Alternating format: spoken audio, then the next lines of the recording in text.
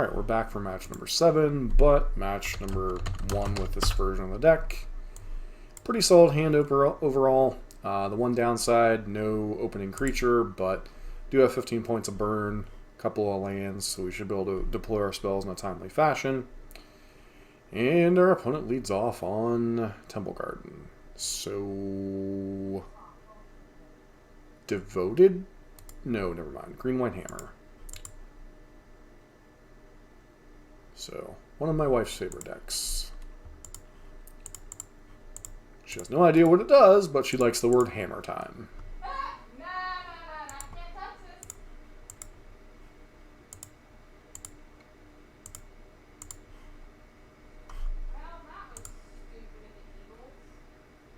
Yay, I love stupid eagle plays.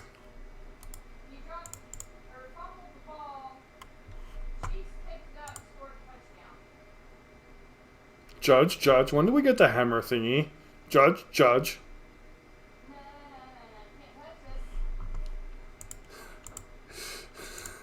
That's a very good point, Dale. I didn't think of that one.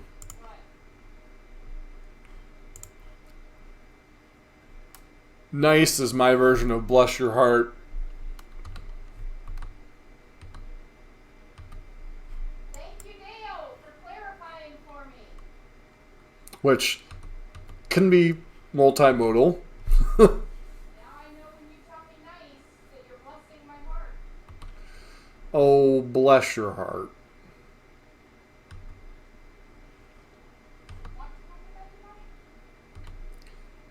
But you're the one that always told me bless your heart was both a good thing and a bad thing. But what you said it was the bad way.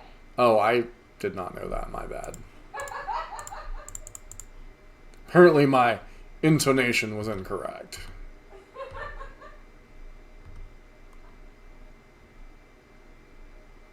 So, okay.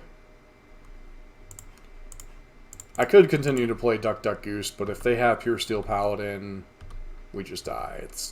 I guess I'm fine with that outcome. Which they could easily go get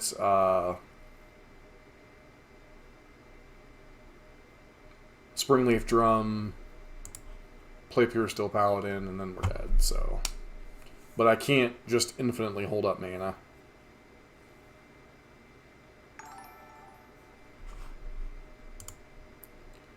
Hercules, MTG, thanks for the follow. They have Pure Steel Paladin, and now we're dead. Okay, we got Hammertimed. Not that. All right, so we have these 6 cards to bring in.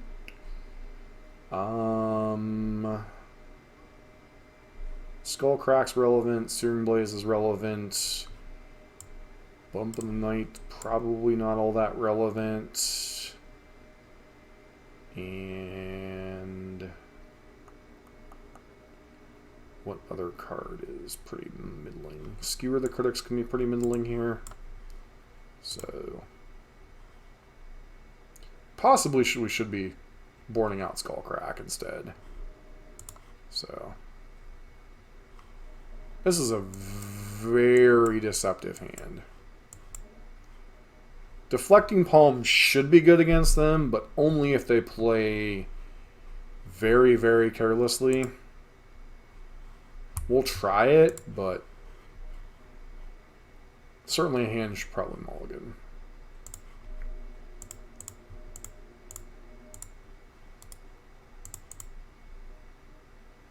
Good evening, Hercules. How are you doing?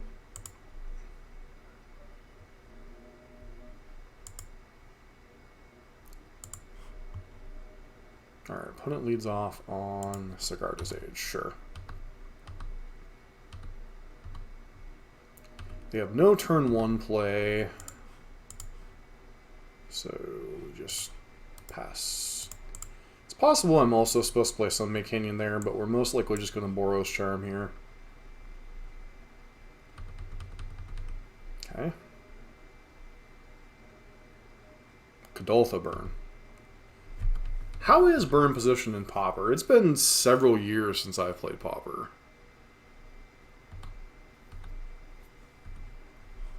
Like, probably circa 2017, 2018 was the last time I touched Pauper.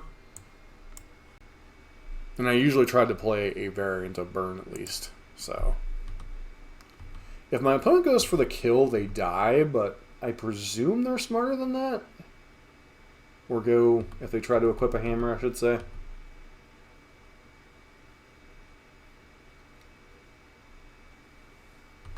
Yep.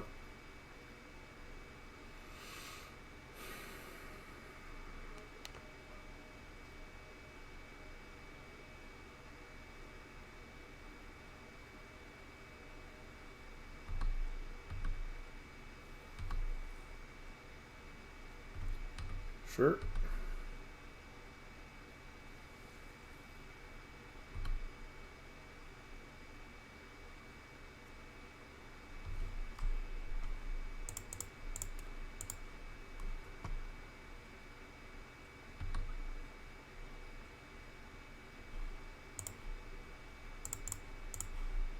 So, if our opponent has blue mana and Spell Pierce, this could get ugly, but other than that, I'm a little less scared of the...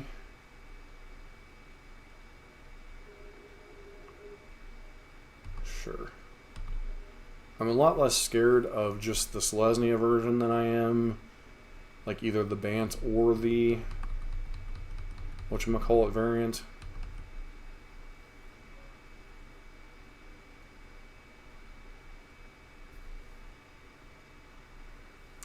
Opponent got the hammer thingy. Okay. Is this going to be a simultaneous death? I'm not sure how that works. Okay, so they're not firing up Yawgmoth Nexus. That is interesting.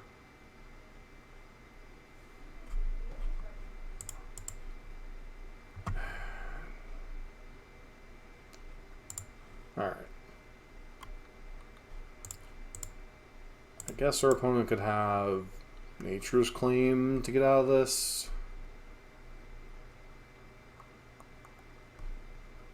I generally, hammer players are smarter than playing directly into this.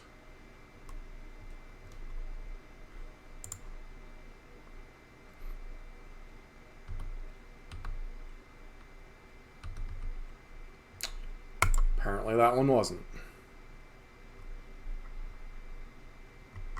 Oh, yeah, Swiftspear being added to the mix, I'm sure helps a lot. Because I know the creatures in the deck were pretty middling before that. It was a uncommon in cons, wasn't it? Yep, confirmed. Alright, so... Skullcrack is such a middling card. It's only good against Shadow Spear. Skewer can target their creatures, but it's more mana inefficient in some spots. So we'll try it this way, but... Well, ironically, I think our opponent could have played around that if they had gone... attack with Yawgmoth and equip Hammer. If I recall correctly, I'm not sure in state-based effects who would die there. So if my opponent waits until I Deflecting Palm the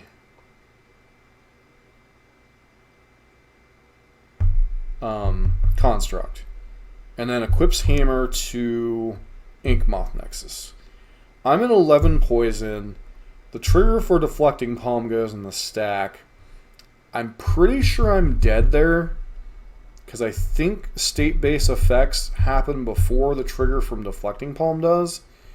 But Deflecting Palm's weird because I don't think it actually puts a trigger on the stack. It's really a weird situation. But I think that would have been a draw if our opponent had played correctly. So...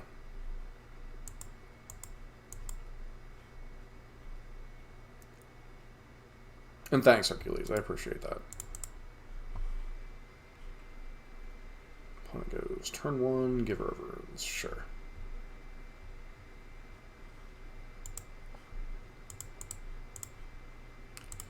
So we go Goblin Guide. Opponent has a Pure Steel Paladin. That is terrifying, but they probably already had some way to equip Hammer. Sure.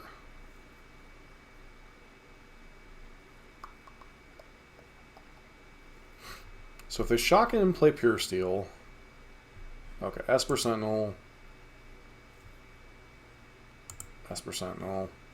So our opponent's going to have all the cards in the world. There's really nothing we can do about that.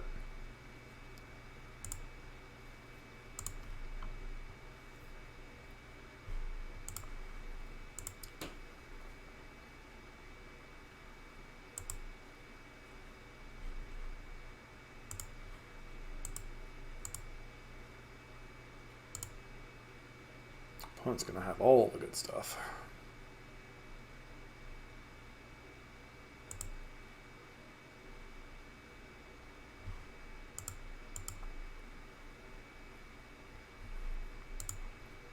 Like I said, my opponent's going to get to draw all the cards. I think we have to try to kill them before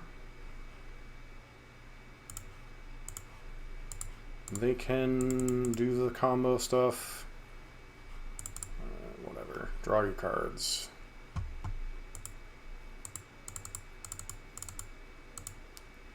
I know they have Pure Steel and Sigarda's Aid coming.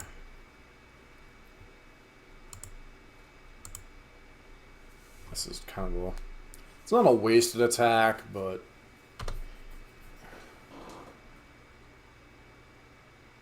Depends on if our opponent has more mana. Presumably they do.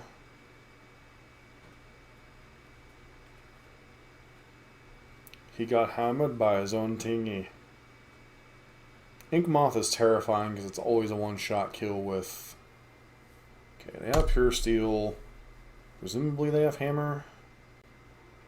They have Shadow Spear, which is even worse. Currently. So they get to swing, gain some life. Attack for 3.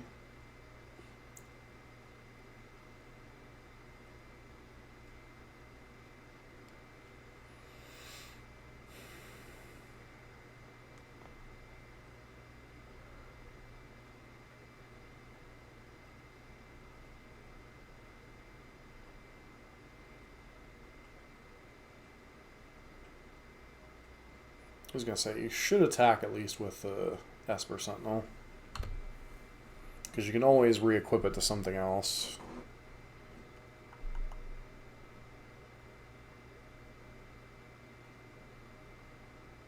This is where the matchup gets really tricky.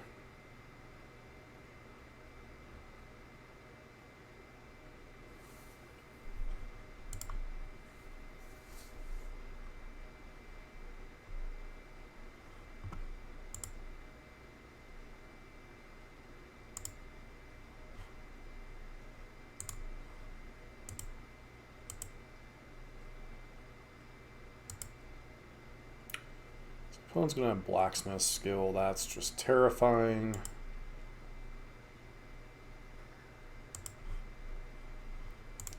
So I have to kill this Pure Steel Paladin now. I'm going to go ahead and pay the tax this time. So pass.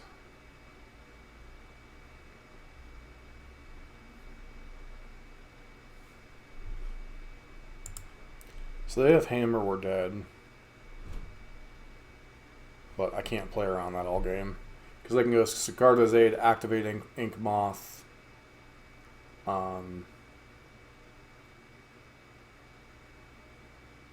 Equip Hammer, attack.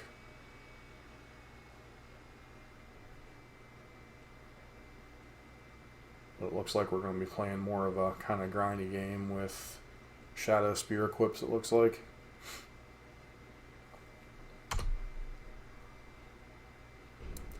I know they have Blacksmith skill.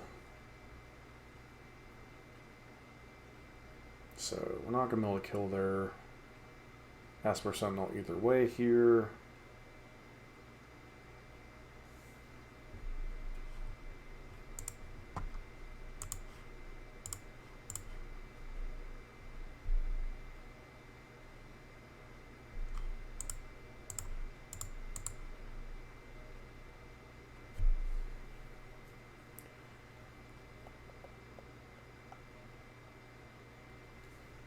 So we know they have blacksmith skill. We're not. We know they don't have hammer in hand because otherwise we'd be dead right now.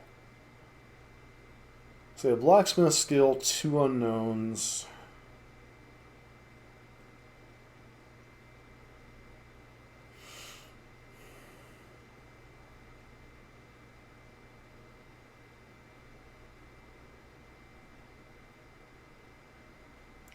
Can't really chump block right now because they'll just use blacksmith skill to blow us out. I think the best move is just try to attack. I know we're not going to raw damage output more than what they have going on, but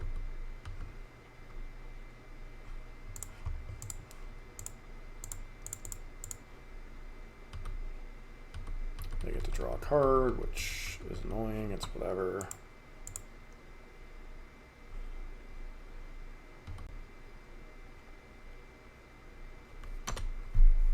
Puts them to 10.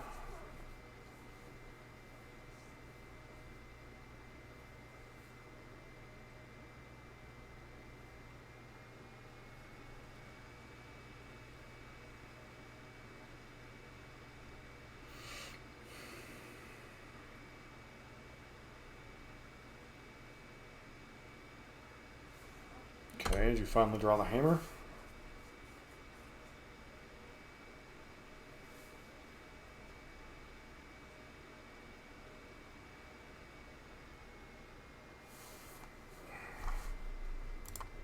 That was a fun game. All right, back for match number 2 with the Mardu version of Burn. Okay, we got Bump in the Night, we got the Goblin Guide. Seems pretty reasonable overall, so definitely keeping, especially being on the play. So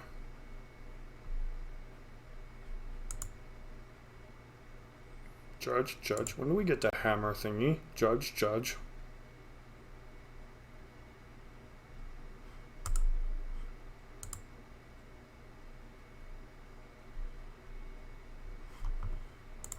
Alright, leading on Goblin Guide.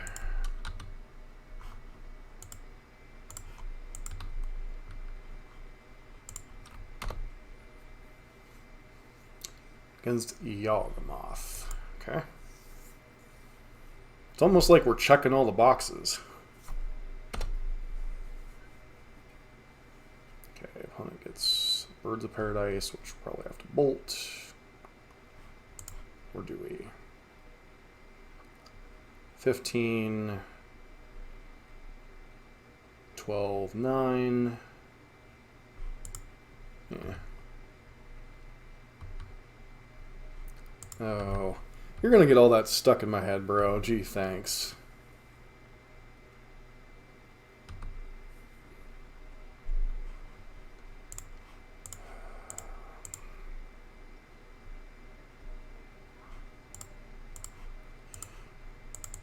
Actually, what he's talking about from Billy and Mandy circa whenever is even more likely to get stuck in my head than what does the fox say.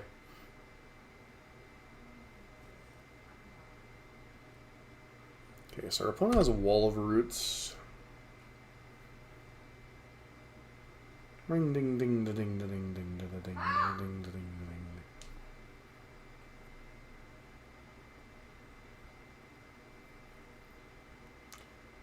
Opponent should attack. They don't. Okay. We are not attacking with our Goblin Guide, and we are going to pass.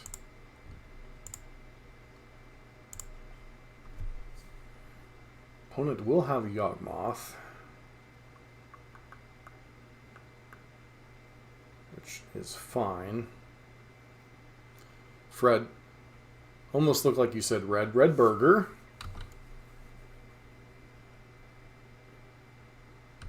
Opponent's got a Young Wolf.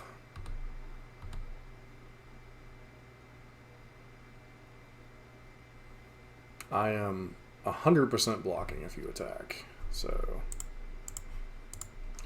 1, 2, 3, 4, 5. So they could go could chord for Blood Artist. So I kind of might have to leave this bolt up.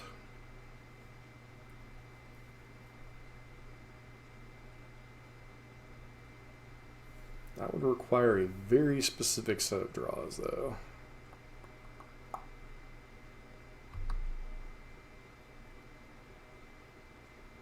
And okay. So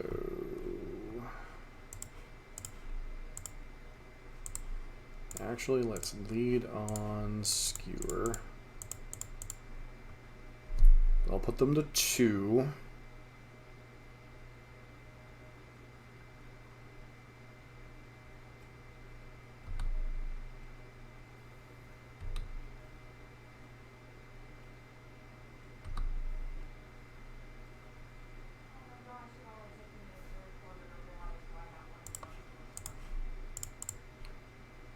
And our opponent just sealed their own fate.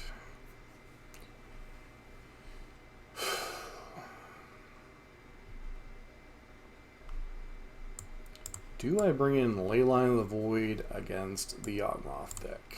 Or do I just click submit?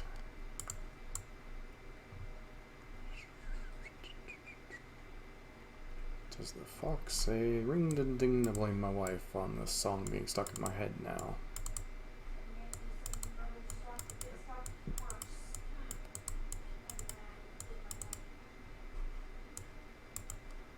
Or I could just start saying the Fred Burger stuff, so.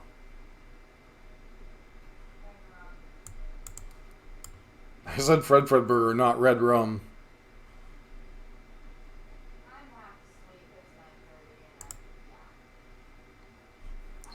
You've been half asleep all day.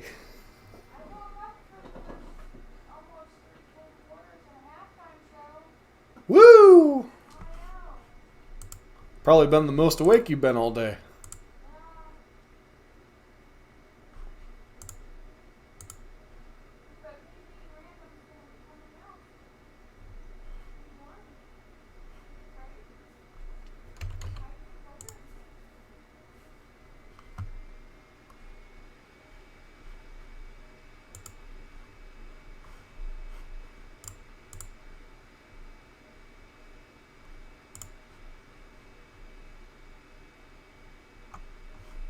Alright, so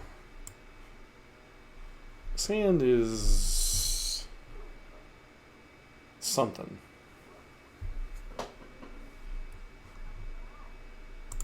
Guess we try it.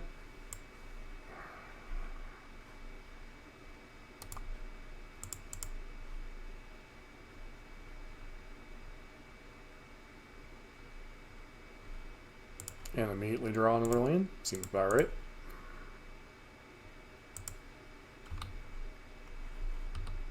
So the only reason I kept this hand is creature aggression. Now, against most Yawgmoth draws, it's not particularly good, but especially after turn 1, they tend to have billions and billions of blockers, so it's probably going to be Wall of Roots into something else. Guess they could have Strangle-Root Geese. Oh, they have Ignoble Hierarch. Interesting. Okay, well, when in doubt, creature it out.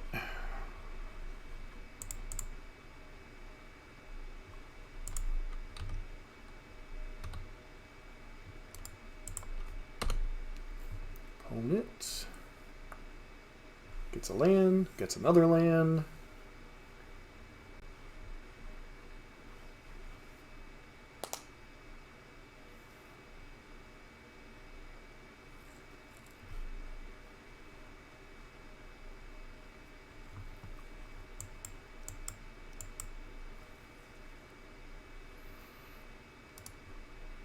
And it's like the perfect land for what they do, so Opponent is... They play Chalice? Wow. That's something.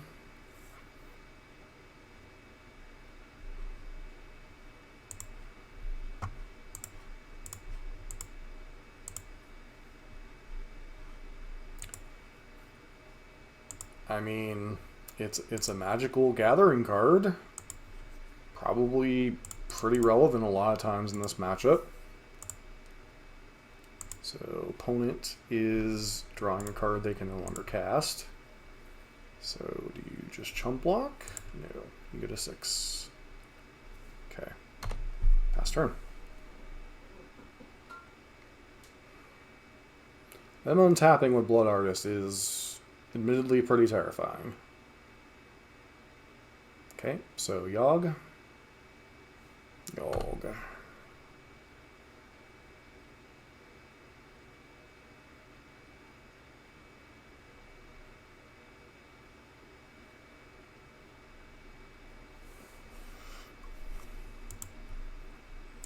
Is that lethal? I don't know.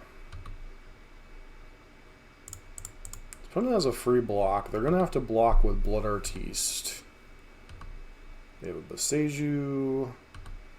And just opponent drawing all the lands. Sure. You're really going to risk... Okay. Blood Artist trigger on the stack. Boros Charm.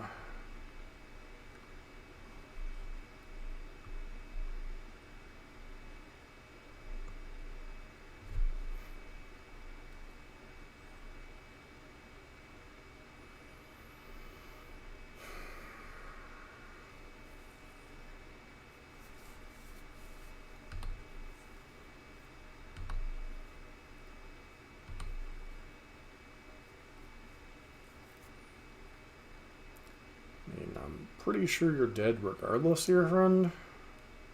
Because you can't cord for anything. Can't cast anything. And even if you sack both creatures, you only go to 4. So... nice.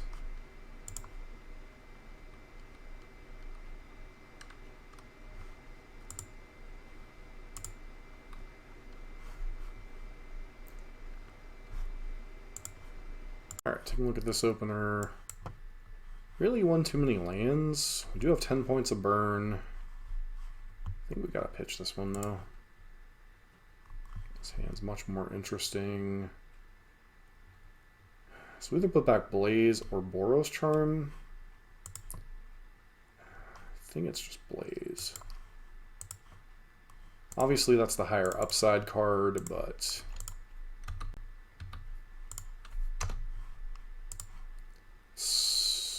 Swept Heath.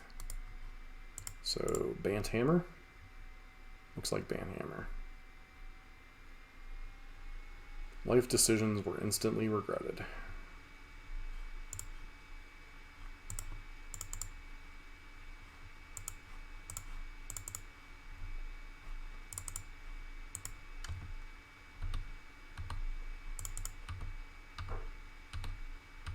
So our opponent has a hammer. The only question is do they have a way to equip it?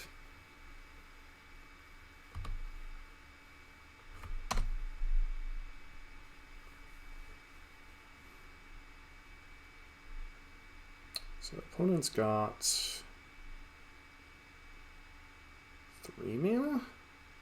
Sword of Fire and Ice. Okay.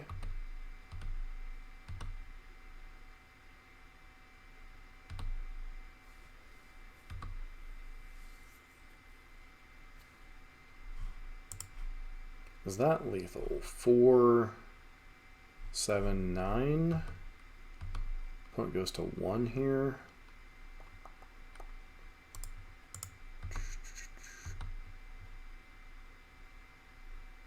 Blacksmith skill, that makes life even trickier. Okay, I am, I think, perfectly happy with that exchange.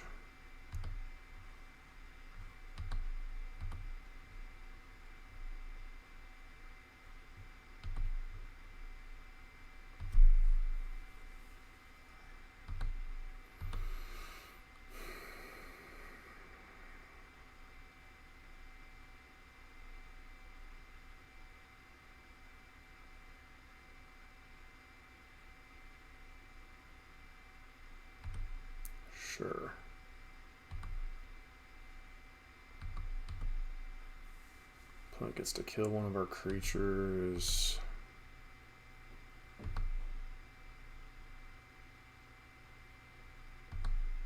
That's fine.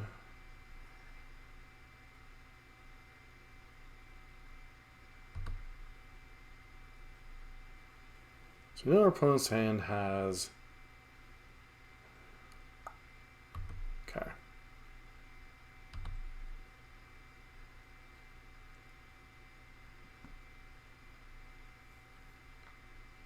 Shadow Spear is terrifying. So I think we have to go for the kill you line. Yikes.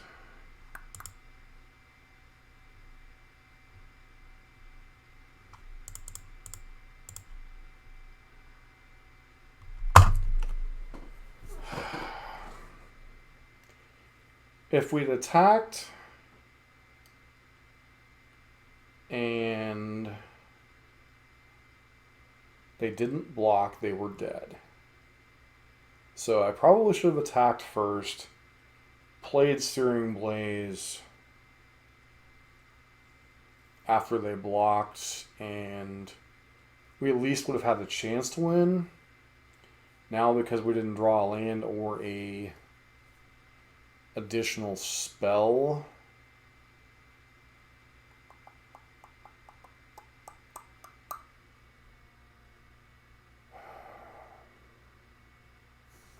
that was a close one. Possible I should have thought that line a little bit more through there. Blocks, goes to 2. Now they get to play Shadow Spear, gain 4. Oh, that's even worse. Yep.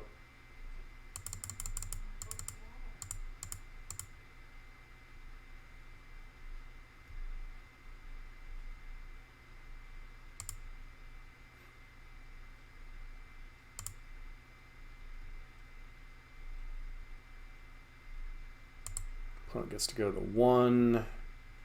If we'd been more patient, they would have killed themselves.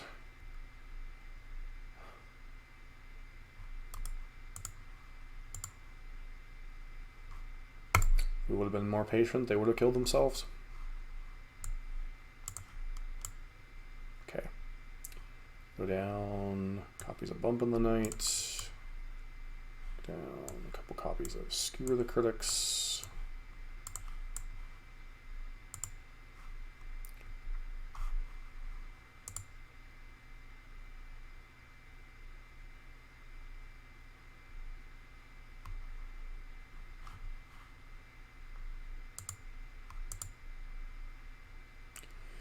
MTG foil, you know that Mana Traders just gives you whatever, so.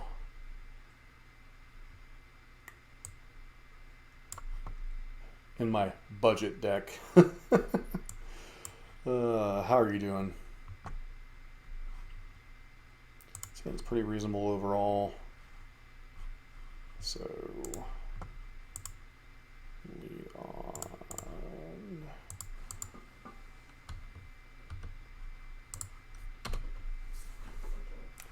Where's a Saga on 1?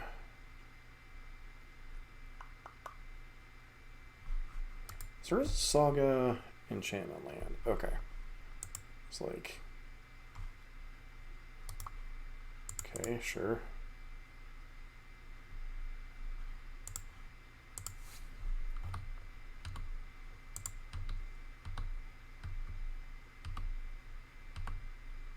Will do.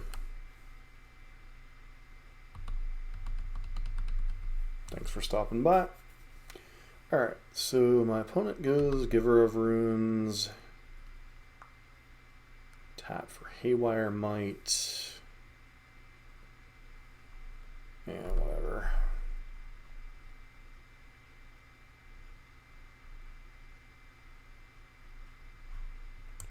Sigarda's Aid.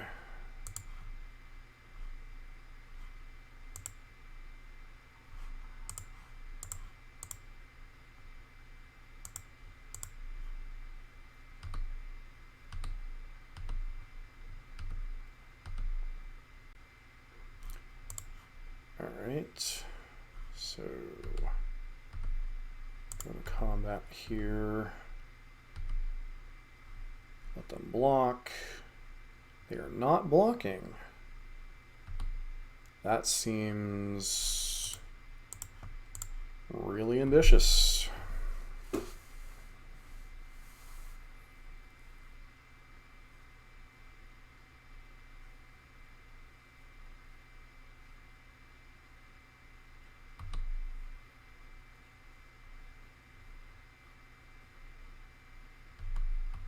I guess we're just dead double hammer,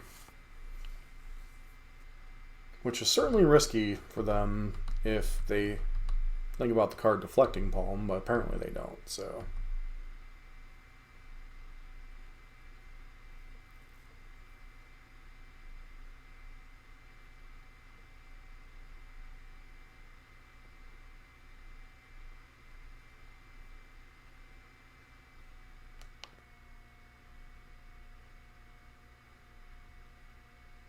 Esper Sentinel. Okay.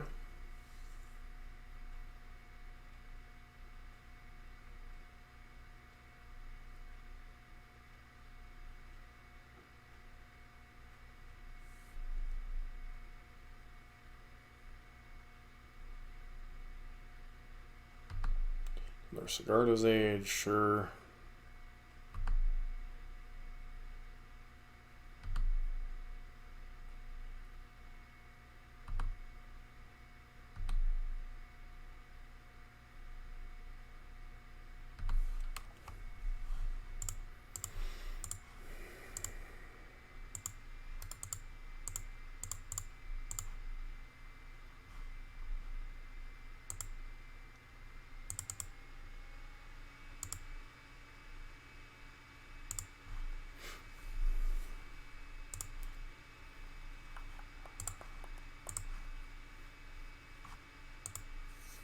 Once again, just gets to draw all the cards.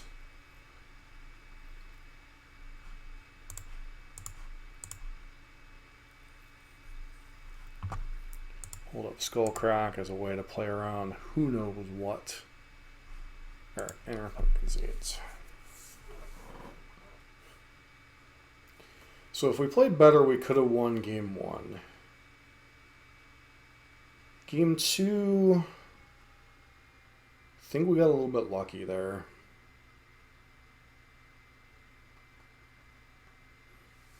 And our opponent did run face first into a potential deflecting palm. So obviously we can't just mulligan for that card, but on the draw it is a consideration. But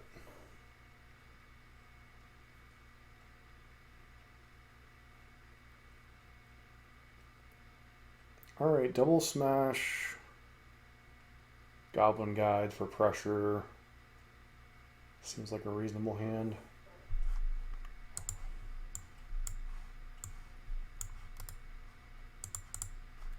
Esper Sentinel, sure. I think we're just going to fetch basic mountain. Goblin Guide, go. Yeah, it's an easy keep. It's just a question of... like, Smash is a very reactive card, so... and kind of gets blown out by Blacksmith's skill. Yep, Stoneforge Mystic.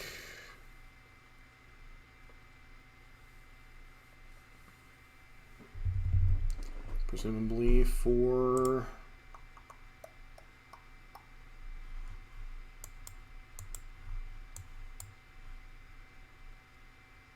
I think you have to go for Shadow Spear, don't you? Opponent apparently agrees.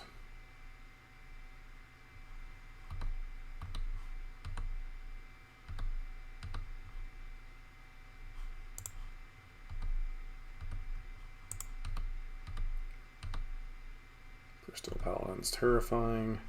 If I'm my opponent, I block here just to prevent damage, but I suppose they have their reasons. Okay.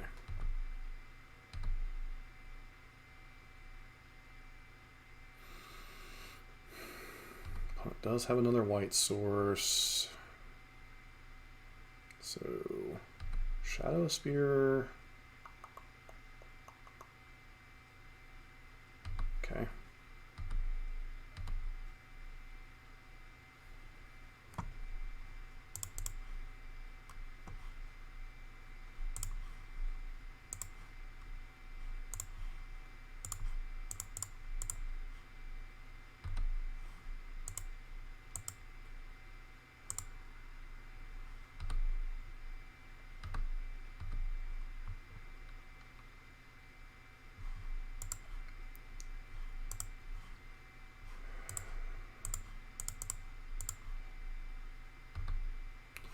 We're not paying here because I want to hold open bolts just to play around pure steel shenanigans.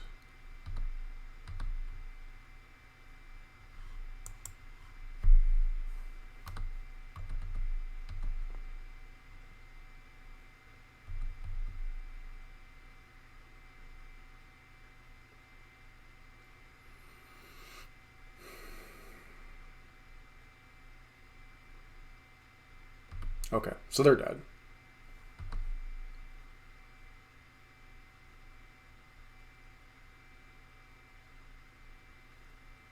Okay, got a hammer.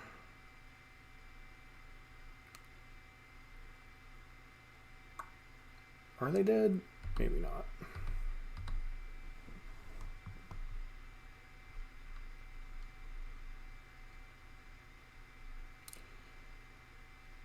So Spell Pierce is a Magical the Gathering card. Well, maybe. So Spell Pierce is a card that we have to be cognizant of. If they have it, we're in trouble. If they don't, then they're dead.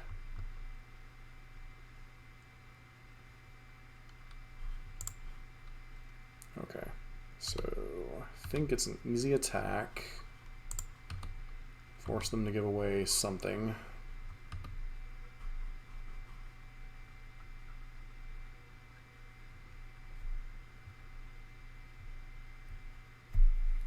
Because the problem is Blacksmith skill is also a problem. So I'm trying to force them to use a Blacksmith skill here to save a creature.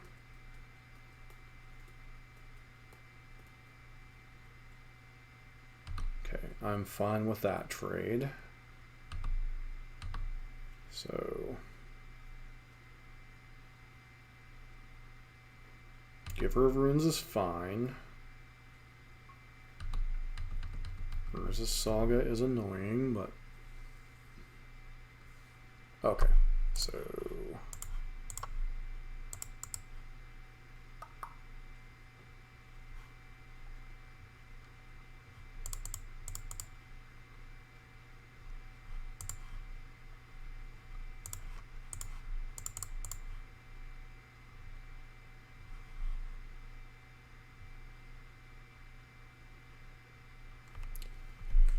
so bloody close.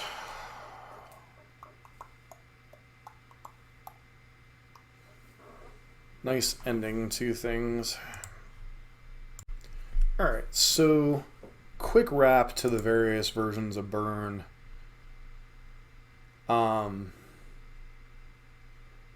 can see the draw towards not playing Eidolon. It frees up some spell slots.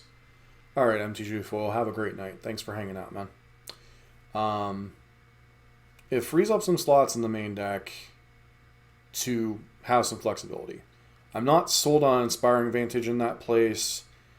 Bump in the Night definitely strains your mana base. The alternatives, you can play some more 1-drops like Zergo or Ragathan. Can play things like Burst Lightning, Seal of Fire. You're kind of limited on what your Flame Rift, etc.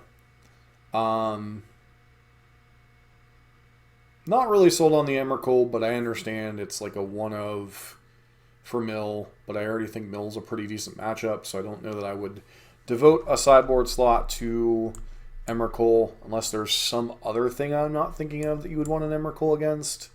But there's no like show and tell or anything in this format, so that makes like no sense to me. other than specifically targeting mill. Leyline, I understand, like if you're expecting Living End, Dredge, I wouldn't really bring it in against Murktide. Firecraft, I can completely get on board with playing some copies. So, sadly, I don't think I have a definitive answer on if you want to play Eidolon or not. Like, there's a lot of matchups I find myself boarding it out. I find myself boarding it out against Murktide on the draw, Hammertime, period, Burn Mirror, Amulet. There's just so many matchups where you find yourself not wanting the card. That said, I think there have been worse metas for it. Ether Vial doesn't really exist much in the format other than Merfolk. It still generally does damage to players, although there are outs like Solitude, Fury, etc. But that kind of goes for every creature. So I'm still kind of on the fence. I think I would have to do like a matchup by matchup breakdown of like where I would want Eidolon, where I'd not want Eidolon, that kind of stuff, to really get a definitive answer on that. Searing Blood, it's a fine card. Not a card I'm ecstatic to have in my sideboard, but it does have a lot of play against Yogg, Hammertime, has play against Devoted Druid making a reappearance, has play against some of the early creatures in both Breach and Murktide, although the creatures can get out of range pretty quickly. Not a fan of that. The copy of Strict Proctor, that's hard targeting Amulet. I just don't think Amulet is a savable matchup, even with a card like that in your sideboard. I don't even think it's worth trying to fight against them. Yeah. So I just don't think, like Tunneling English, Strict Proctor, those cards, I think they're just too narrow. So beyond all that, I think the core of Burn is fine. The Eidolon or not, I still think I'm on the fence, although I generally prefer to have Eidolon in my deck. There are certainly some situations where I could see wanting to get it out of your deck. It can free up some sideboard slots, like with this Roiling Vortex version. I'm still not a huge fan of Vortex being in the main deck against a lot of decks like Murktide, etc. It is awkward in a lot of the same situations. Eidolon's awkward against racing situations. So this is probably the most main deckable sideboard card, other than maybe main decking 4 copies of Exquisite Firecraft. So TLDR, Burn's okay. We played against 6 non-Burn matchups. Twice against Hammer, once against Murktide, once against Yogg, once against Scam, once against Creativity. Lost to Creativity, beat Scam, lost to Murktide, beat Yawgmoth, and split against Hammer. I think that's fairly indicative of where Burn's at in the meta. It's a close matchup. I feel like Burn's a dog in a lot of those matchups, and you really have to play tightly and well.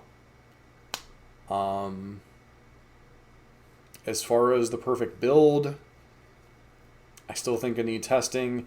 I'm interested in testing Zurgo as a kind of budget version of Ragavan. It ticks a lot of the boxes that I want to hit. It's not a card I'm recasting. I'm not returning lands to my hand. I'm not completely destroying my mana base to play a 3/3.